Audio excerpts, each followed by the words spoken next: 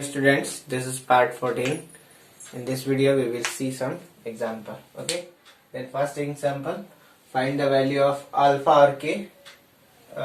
Which type of question we have to find? Okay, here k and here alpha, so it's given alpha and k, for which the following pair of linear equation first has unique solution. Okay, we know that for unique solution a1 by a2, okay, is not equal to b1 by b2. Okay, then what is given here? A1 is 9, okay, and a2 is 3, is not equal to alpha by 4.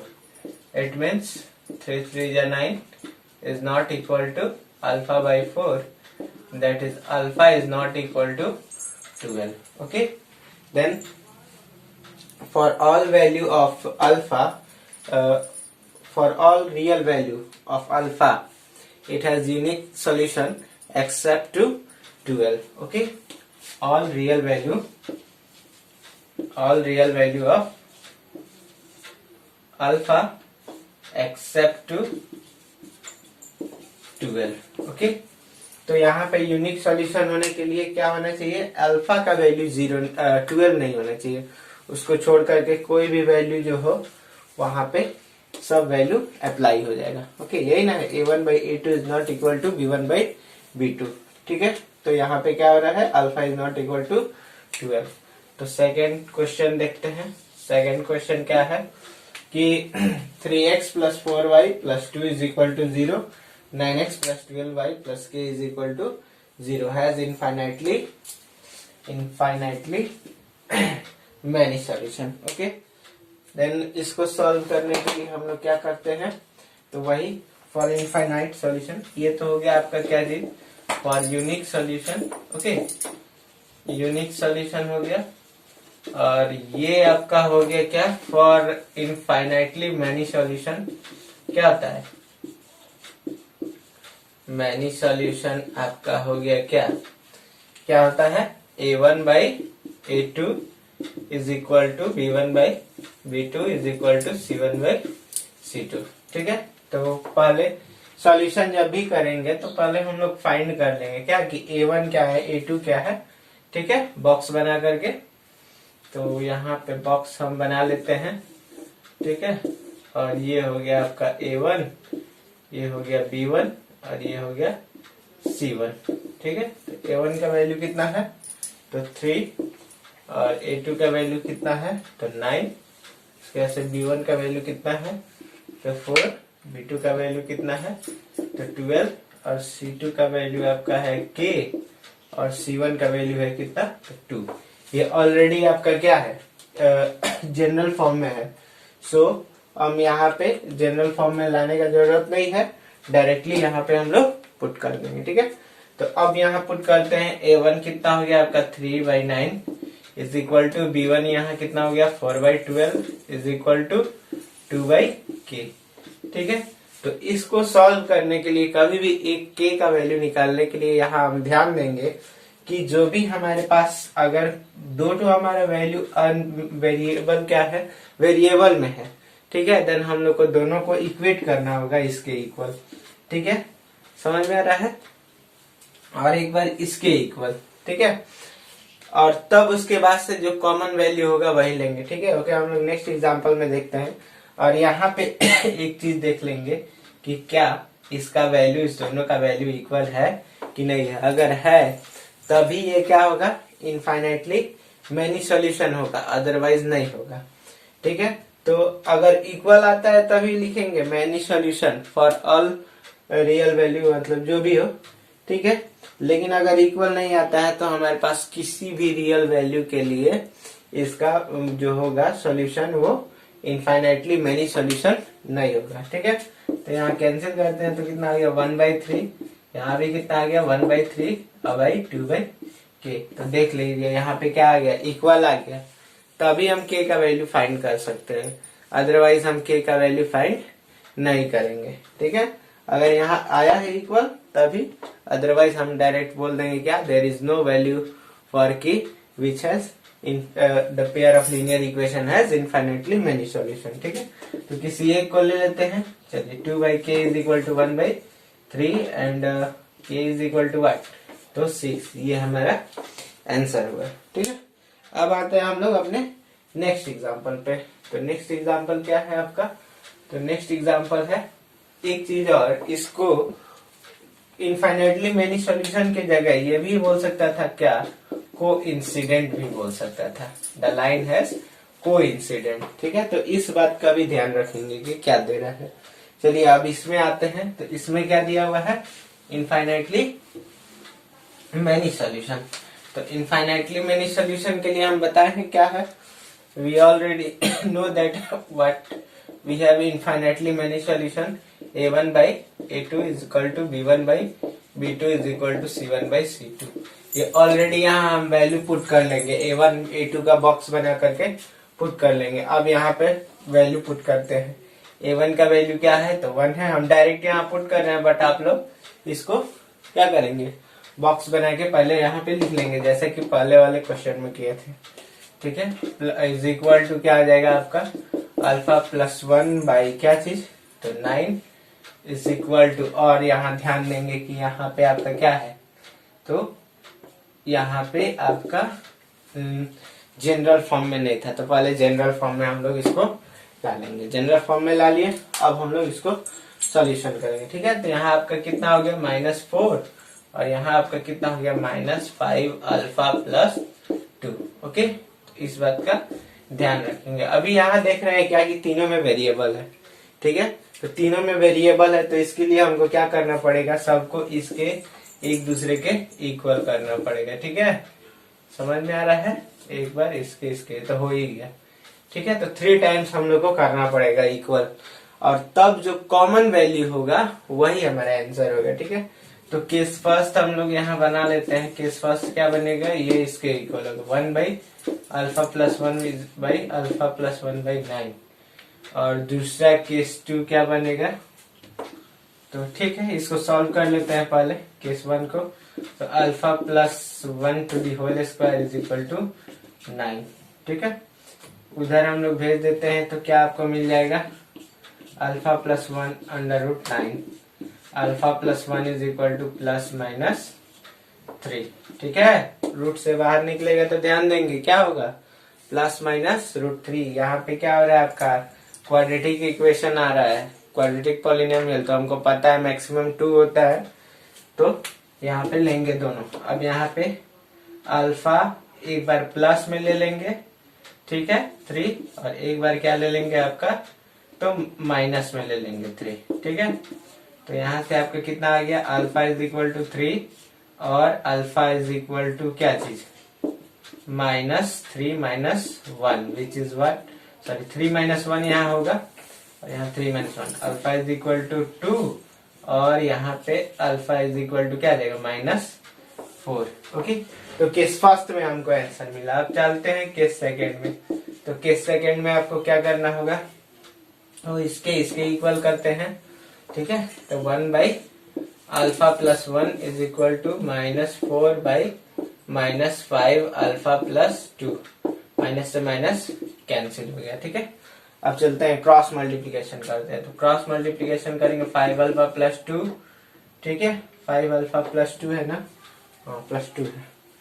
ठीक है, is equal to, और इसमें इससे cross multiplication करते हैं तो 4 alpha plus 4 हो जाएगा। ठीक है, यहाँ ध्यान देंगे। अब यहाँ पे क्या करेंगे, वेरिएबल को वेरिएबल की तरफ, कांस्टेंट को कांस्टेंट की तरफ। तो यहाँ 5 alpha - 4 alpha is equal to 4 - 2 which is alpha is equal to 2। Okay, अब आते हैं केस थर्ड में। चलिए, तो केस थर्ड आपका क्या है, तो केस थर्ड आपका हो जाएगा ये इसके इक्वल, मतलब alpha plus 1 by 9 is equal to -4 by -5 alpha plus 2।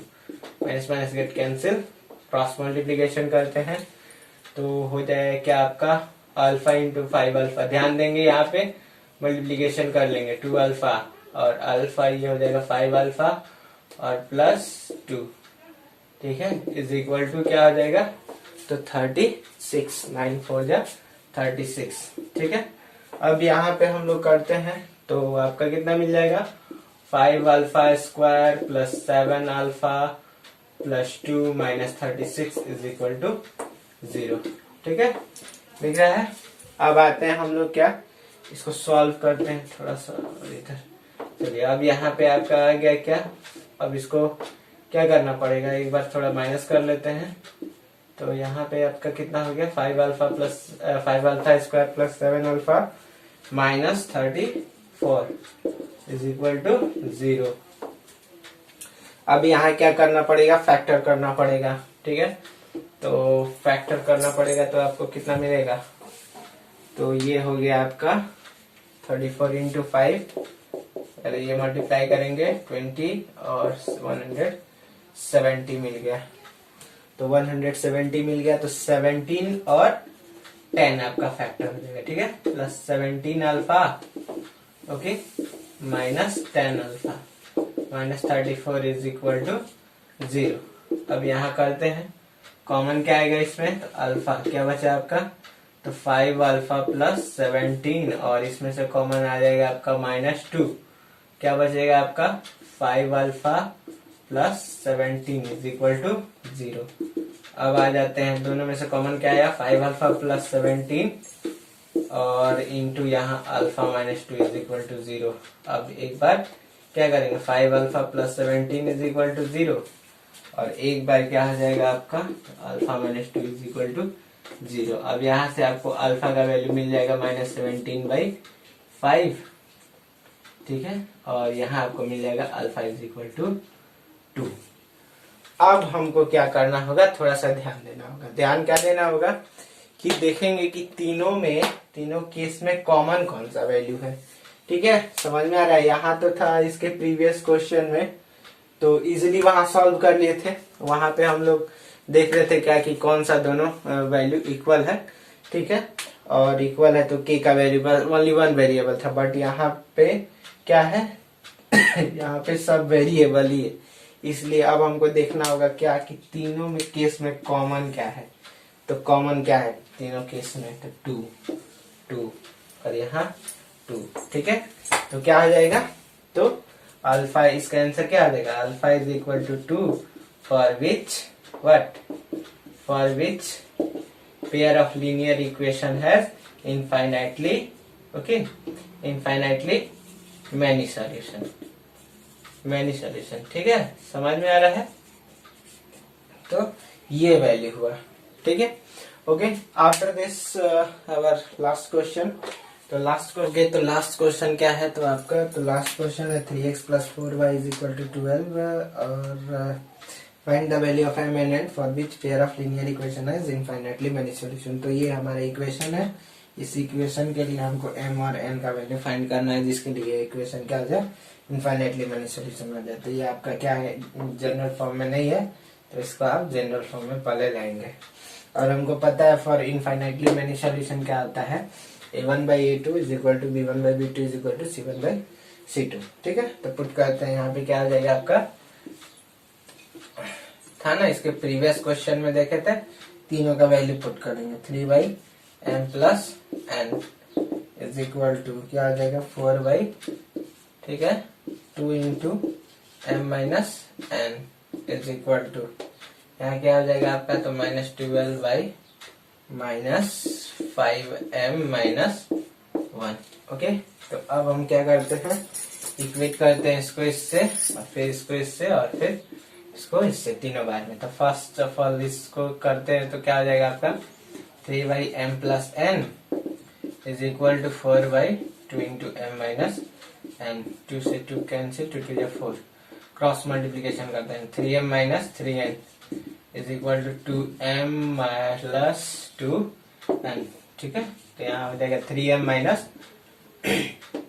ये इधर आया 2m, इसको उधर भेज देते हैं। ठीक है, 2n + 3n कितना हो गया आपका, तो m = 5n। ठीक है, चलिए ये इक्वेशन नंबर फर्स्ट हो गया। सेकेंड टाइम्स में इसको इसके इक्वल करते हैं, तो इसको इक्वल करेंगे तो क्या आपको मिलेगा, तो 3 कितना m + n = -12/- 5m - 1। ठीक है, माइनस से माइनस कैंसिल हो गया, 3 1 3 3 4 12। क्रॉस मल्टीप्लीकेशन करते हैं तो क्या आपको मिलेगा 5m minus 1 is equal to 4m plus 4n। अब ये वैल्यू सब्स्टिट्यूट कर देते हैं इसमें, ठीक है, जिससे आपको n मिल जाएगा। ठीक है, तो m का वैल्यू कितना है, तो 5n है। चलिए, तो 5 into 5n minus 1 is equal to, एक काम करते हैं पहले n का m को सब्स्टिट्यूट इधर कर लेते हैं। ठीक है, 5m minus 4m is equal to 4n plus 1। ये आपका कितना हो गया, तो इसको भी इधर ले लेते हैं, minus 4n is equal to 1। ठीक है, तो ये आपका हो गया कितना, तो m minus 4n is equal to 1। अब m का वैल्यू पुट करते हैं, 5n minus 4n is equal to 1, और ये हो गया n इज इक्वल टू क्या, तो आपका 1। इस वैल्यू को सब्स्टिट्यूट कर देते हैं इसमें, तो क्या मिल जाएगा, m is equal to 5 into 1 which is 5। Hence m is equal to क्या, 5 और n इज इक्वल टू 1। तो यहाँ हम वैल्यू नहीं पुट करेंगे। ठीक है, पहले हमको क्या करना होगा कि इसको वेरीफाई करना होगा कि ये हमारा इसके इक्वल करने के बाद से तीनों टाइम्स में इक्वल होना चाहिए ना, और होने के बाद से यहाँ पे देखेंगे क्या कि वैल्यू हमारा सेटिस्फाई कर रहा है कि नहीं m और n का, तभी जाकर के हैंस हम बोलेंगे क्या, m इज इक्वल टू इतना और n इज इक्वल टू इतना। तो चलिए पुट करते हैं। नेक्स्ट क्या आ जाएगा, 4/2 into m minus n is equal to minus 12 by minus 5m minus 1। इससे कैंसिल हो जाएगा, 2 2 जा 4, 2 6 जा 12। चलिए, तो यहाँ हो गया 5m माइनस 1। ये समझ में नहीं आ रहा है तो आप लोग क्या करेंगे, क्रॉस मल्टीप्लीकेशन करके देख सकते हैं, वैल्यू इतना ही आएगा। ठीक है, ये हम कैंसिल जो किए हैं, समझ में आ रहा है तो अच्छा है। यहाँ क्या हो जाएगा आपका, 6 से मल्टीप्लाई होगा तो हो गया आपका कितना, तो 6m माइनस 6n। ठीक है, इसको इस सब को इधर ले आ लेते हैं वेरिएबल को, तो 5m minus 6m plus 6n is equal to 1। चलिए पुट करते हैं, ये यहाँ क्या हो जाएगा आपका, तो minus m plus 6n is equal to 1। चलिए, माइनस m का वैल्यू कितना है, तो 5, तो 5 हो गया, प्लस 6 इंटू n का वैल्यू 1 है, देख सकते हैं, इज इक्वल टू 1। अब देख लेते हैं, minus 5 plus 6 is equal to 1, 1 is equal to 1। तो वेरीफाई हो गया। तब हम क्या बोलेंगे, hence what, m is equal to 5 and n is equal to 1। Okay, तो समझ में आया होगा ये आप लोग को। अब नेक्स्ट वीडियो में हम लोग इसका नो सॉल्यूशन के लिए हम लोग देखेंगे। Okay, thank you for attending the class.